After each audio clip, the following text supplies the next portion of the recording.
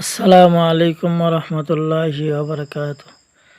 জায়গাটার নাম হলো নারায়ণগঞ্জ ভুলতা গাউসিয়া গার্মেন্টসের সামনে। এখানে অনেক কয়েকটা গার্মেন্টস আছে। একটা হলো রবিন টেক্স, আর একটা হলো মাইকো, এরকম আরও অনেক গার্মেন্টস আছে। দুপুরে লাঞ্চের সময় তো গার্মেন্টসের কর্মীরা খাবার খাওয়ার জন্য বাড়ির উদ্দেশ্যে, বাসার উদ্দেশ্যে রওনা দেয়। একটু মনোযোগ সহকারে দেখেন যে গাড়ি আপন জায়গাতে উঠতে না উঠতেই গাড়ি ফুল হয়ে যায়।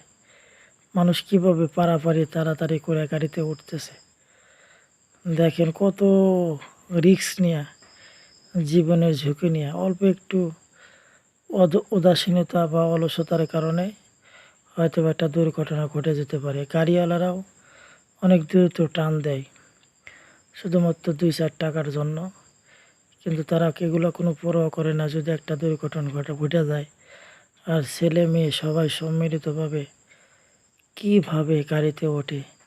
গাড়ি এখানে আসতে দেরি, কিন্তু বুকিং হইতে দেরি না।